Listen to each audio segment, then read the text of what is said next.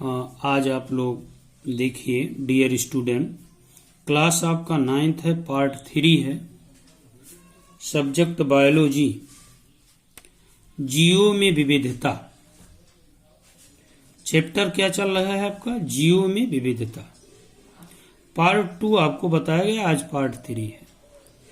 NCERT pattern के आधार पर जीवों में विविधता के बारे में, जिसे इंग्लिश में कहते हैं डिवर्सिटी इन लिविंग ऑर्गेनिज्म। आपको सबसे पहले टॉपिक आज आपका है मुनेरा। कौन सा टॉपिक है? मुनेरा। मुनेरा क्या है? ऐसे जीव में ना तो संगठित केंद्रक होते हैं और ना तो कोशिकांग होते हैं, जिसे हम मुनेरा कहते हैं। ना ही उनके शरीर बहुकोशिक होते हैं। समझा? एक बार फिर समझिए। ऐसे जीव में जिसके ना तो संगठित केंद्रक होते हैं, ना कोशिकांग होते हैं, ना ही शरीर बहुकोशिक होते हैं, ऐसे जो लक्षण दिखाई देते हैं वो किसके अंतर्गत आते हैं? मुनेरा के। कोशिका भित्ति के होने या ना होने के कारण मुनेरा वर्ग के जीव की शरीरीय संरचना में आए परिवर्तन तुलनात्मक रूप से बहुकोशिक जीव में कोशिका भित्ति के होने के ना होने के कारण परिवर्तनों से भिन्न होते हैं।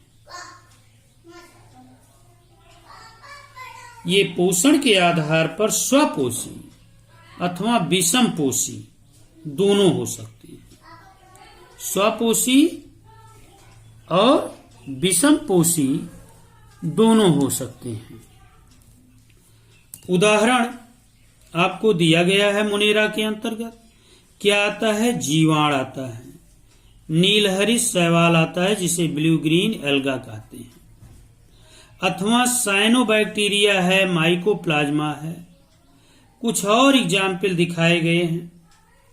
मुनेरा के अंतर्गत अब आप एक डायग्राम देखेंगे। इस डायग्राम से समझिए आप।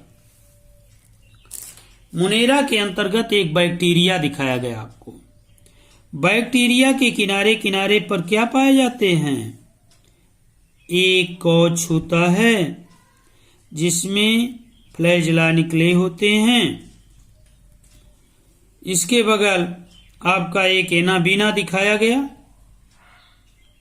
मुनेरा के अंतर्गत, जिसमें स्थिर जीवाणु और हेटेरोसिस्ट पाए जाते हैं। इस प्रकार ये मुनेरा के अंतर्गत बैक्टीरिया का आपका स्ट्रक्चर दिखाया गया। अब आज आप लोगों का टॉपिक नंबर 2 बताया जाएगा। टॉपिक नंबर 2 में आप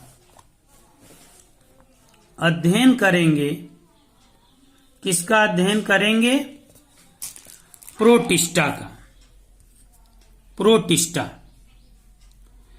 प्रोटिस्टा इसमें एक कोशिक यूकैरियोटिक जीव आते हैं। कैसे जीव आते हैं? यूकैरियोटिक जीव आते हैं। इनके कुछ जीव में गमन के लिए सिलिया, फ्लैजेला नामक संरचनाएं पाई जाती हैं। ये स्वपोषी और विषमपोषी दोनों तरह के होते हैं, जैसे एक कोशिक शैवाल, डाइटम, प्रोटोजोआ इत्यादि। एग्जाम्पल के लिए आपको फिगर के माध्यम से समझाया जा रहा है। सबसे पहले आपका पैरामीशियम दिया गया है। पैरामीशियम आप देखेंगे, पैरामीशियम का आकार चप्पू जैसे होता है। इसके बीच में, इसके सबसे ऊपरी परत पर क्या पाए जाते हैं? सिलिया लगे होते हैं, सिलिया। इसके अंदर जलधानी पाया जाता है, गुर केंद्रक पाया जाता है, सूक्ष्म केंद्रक। पैरामीशियम की एक बहुत बड़ी विशेषता होती है जो बहुत ही इंपॉर्टेंट है, क्योंकि इसमें माइक्रोन्यूक्लियस और मैक्रोन्यूक्लियस 2 प्रकार के केंद्रक पाए जाते हैं। सूक्ष्म केंद्रक तथा गुर केंद्रक। मुख खांच लगा होता है, साइटोसोम लगे होते हैं, फूड वैकुली होता है, रसधानी भोजधानी होती है, और साइटोपाइज भी पाए जाते हैं। इस प्रकार से पैरामीशियम का स्ट्रक्चर दिखाया गया, जो आपके प्रोटिस्टा के अंतर्गत आते हैं एक कोश की। इसके बाद आपका सेकंड आपका है अमीबा। क्या है? अमीबा। अमीबा का आप जानते हैं कोई आकार निश्चित नहीं होता है। अमीबा भी एक सूक्ष्म प्राणी है, जिसके ऊपर परत एक्टोप्लाज्म पाए जाते हैं और अंदर अंतः द्रव्य पाया जाता है। माइटोकॉन्ड्रिया भी होते हैं जो ऊर्जा देते हैं। केंद्रक भी पाया जाता है जो कई अमीबा का निर्माण करता है, गोल सा संरचना। क्रिस्टल भी पाए जाते हैं, छोटे छोटे क्रिस्टल पाए जाते हैं। भोजन धानी इसमें भी होता है। अग्रमुखी कूटपाद होते हैं। चलने के लिए स्यूडोपोडिया कूटपाद पाए जाते हैं और वैकुली संकुचन धानी पाई जाती है। अमीबा एक नश्वर प्राणी है, ये कभी नष्ट नहीं हो सकता है, अमृत्यु है, अमर है। अमीबा जितने ही अमीबा के पार्ट होते जाते हैं उतने ही नए अमीबा का निर्माण करता रहता है। इस प्रकार से तीसरा आपका एक कोशिकीय प्राणी प्रोटिस्टा के अंतर्गत आपका प्रोटोजोआ के अंतर्गत ही फाइलम प्रोटोजोआ के अंतर्गत अमीबा, पैरामीशियम और तीसरा युगलीना है आपका। युगलीना जो है इसमें एक विशेषता होती है, युगलीना में क्लोरोप्लास्ट पाए जाते हैं, जबकि क्लोरोप्लास्ट किसी पौधे में पाया जाता है जो स्वपोषी होता, अपना भोजन स्वयं बनाता है।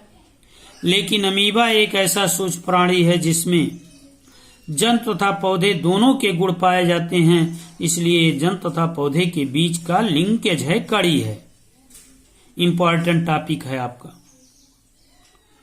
तो इसमें क्या पाया गया? आपके युगलीना में क्या पाया गया?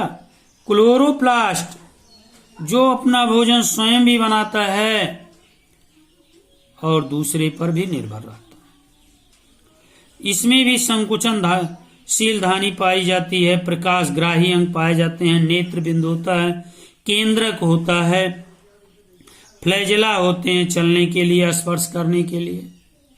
इस प्रकार से युगलीना एक सूक्ष्म प्राणी होते हुए क्लोरोफिल युक्त होता है, जो पौधे तथा जंतु के बीच की कड़ी है। इस प्रकार से आपको अमीबा, पैरामीशियम तथा युगलीना तीनों के फिगर आपको दिखाए गए। ये तीनों फिगर आपको अपनी कॉपी पर बना लेना है और इसके बारे में संक्षिप्त वर्णन भी करना है। आज आपका टॉपिक मुनेरा तथा प्रोटिस्टा यहीं पर एंड किया जाता है। पार्ट 3 समाप्त हो रहा है। Thank you.